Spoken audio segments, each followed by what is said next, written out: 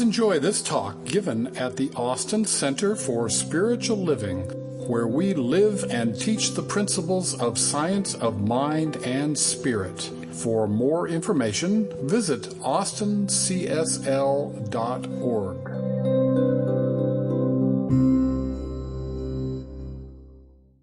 Good morning to you once again. Before we get started in what I'm going to be talking about here this morning, and it's on the theme of motivation. And motivation is something that begins within. I was sent a group of little sayings by somebody. I got in the email just recently. And a couple on here that are very relevant, I think, to where we're going this morning. And then there are a couple of others that I just kind of think are amusing. And so I want to give you one of those. Some minds are like concrete, thoroughly mixed up and permanently set. Isn't that neat? And then quit griping about your church. If it was perfect, you couldn't belong. But the ones that really give us a start here this morning are kind of a segue into what I'm going to be talking about is this. Don't give God instructions. Just report for duty. Isn't that neat? You know, I had a good friend, a minister, that used to use the expression, said, just show up and take your assignment. And I like that because so many of us are here to tell God how to do things, when the fact of the matter is, let's show up sometime and take the assignment. Yes, we have choice in order to be able to direct our course in life. That's the way we're created. But also, there's a guiding power within us if we just allow it to express in our life. And this is directly in line with an awful lot of what I'm going to be talking about, in line with what I'm going to be I always talk about. And then the other thing that is so powerful to me is the task ahead of us is never as great as the power behind us. Do we really believe that? On occasion, I have been asked by somebody who's approached me and said, Richard, I would like very much for you to come to our group, a civic group, our group, or whatever, and give a motivational talk. And I look at him and I say, sorry, I can't do that. I said, what do you mean you can't do that? I understand you're a motivational speaker. I says, no, I'm not a motivational speaker, if by that you mean I'm supposed to go there and motivate you. Have any of you ever gone to sales meetings to be motivated? And your sales manager or whoever the guest presenter is gets up and gives you all of this stuff and gets you all hyped up and you're ready to go. You go out and you sell great for the first 4 hours in the first day. And then by next week, you have to go back to another motivational meeting.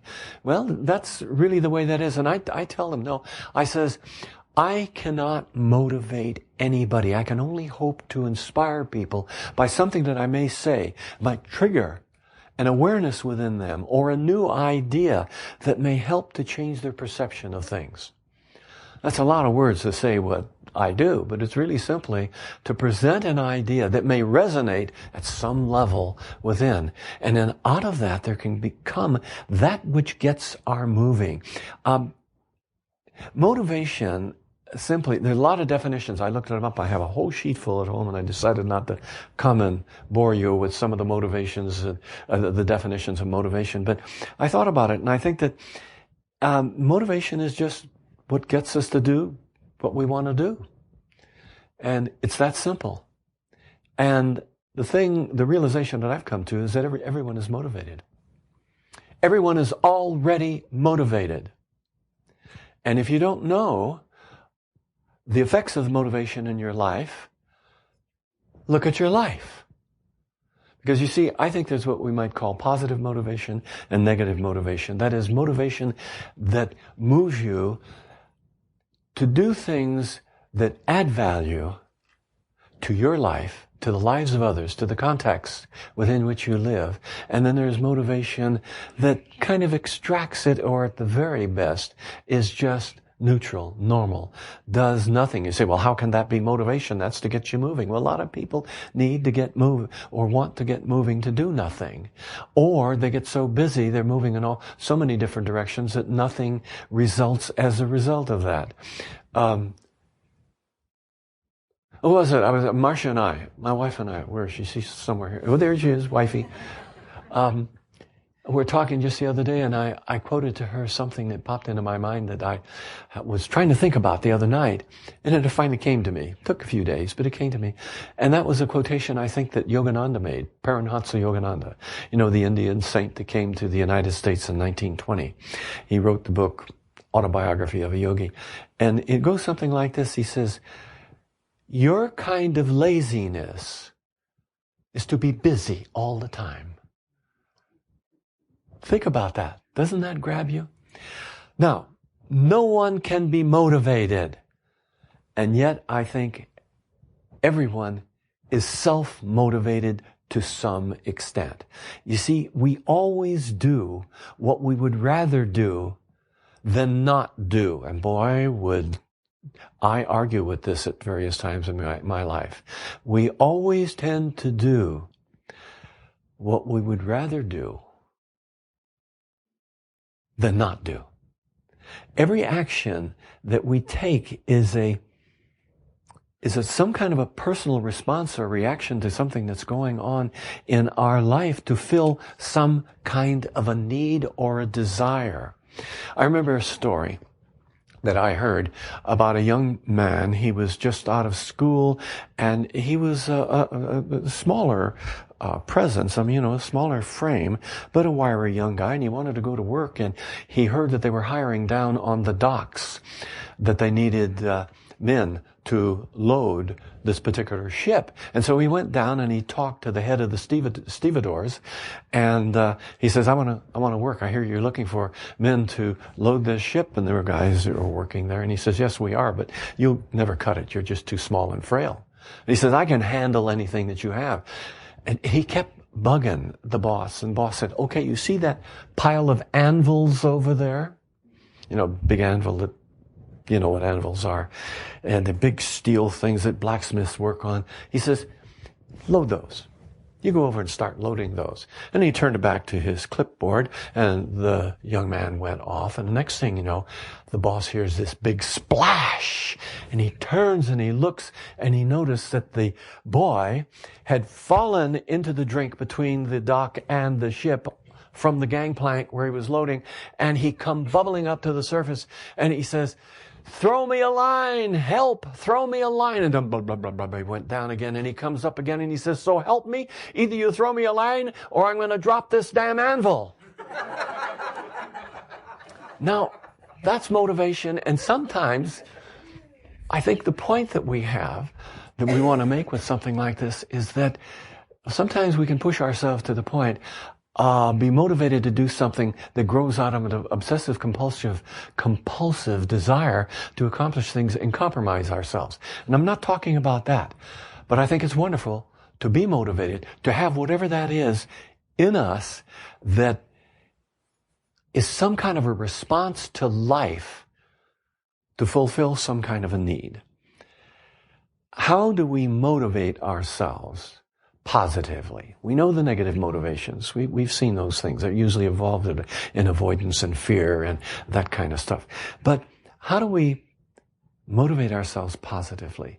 Well, I think positive self-motivation begins with a transformation of our attitude, or a change of our attitude. And our attitude is a combination of various elements. It's what we think, what we feel, what we do, how we behave, how these all come together to give us an attitude that allows us to be clearly focused on something important in our life, and then to apply that. But in being motivated to do something, we need to be convinced, I think, that the benefits that are going to come as a result of what it is we want to experience far outweigh the price that we're going to pay for it. And that makes sense. And let me go back just a little bit. Years ago, when I was not in the ministry too long, I mean, maybe 10 or 15 years. I've been in it for 36 years now. But I had the opportunity to happen, for whatever the reason, be in a context where I was dealt with a lot of people, some of them my very close friends, that were alcoholic. And then some that got into drugs. And then some of you here may be able to relate to some of this yourself. And I wanted to learn as much as I could about this. I was asked to participate in an intervention, so I went to some training on that. And the next thing you know, I started studying about it, and I wanted to learn more and more. And in my studies, it's interesting, I came to the conclusion that the addict, the alcoholic, the overeater, there are all kinds of different kinds of addictions, vacuum cleaning addiction, washing your hands too much addiction, all of these things. I kind of began to get the idea that whoever has this kind of compulsion, whatever one it happens to be, they really must feel that the addiction is worth whatever the price is that they're paying. And I studied John Bradshaw, and he's long gone now, I guess, but this is many years ago, and he was an alcoholic. He was a Catholic priest that finally left the priesthood, and then he became very active in the alcoholic community, the AA community. And he had a definition that I like very much. And let me see if I can remember it. He says, addiction is the obsessive compulsive attachment to something without which we don't feel we can survive. Think about that. Now, that may be pretty extreme. I can say, well, I can survive. Well, the obsessive compulsive attachment to something that we don't think we can do without. And that's really it. And you may not totally agree with that, and if you don't agree with that, that's fine. But take it and look at that and ask yourself, are there obsessive compulsive drives that I have that are inhibiting my ability to be able to be fully expressed in this life? And I think there are. Wow, is that a judgment on every one of you, isn't it? Well, not so much a judgment, I think, as an observation of people in my experience, and that includes me. I think that's a primary problem in civilization. The time when we finally overcome anything to which we are attached is the time when we are free, we are open. Then we can move into a full sense of the reality of who we are, which are, each one of us is a God-child made in the image and likeness that made everything else. But setting that aside, you may not like that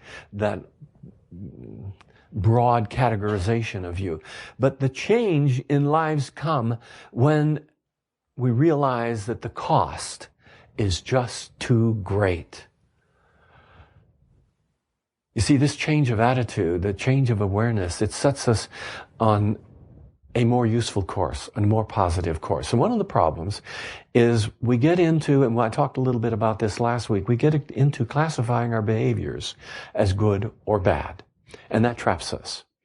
And if you remember what little bit I talked about it last week, I'm going to elaborate on some more this morning here, that when we start classifying things as good or bad, oftentimes this causes us to avoid whatever the issue is about which we're making that judgment.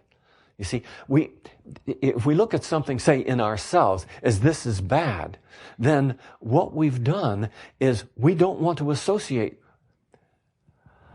with that is bad.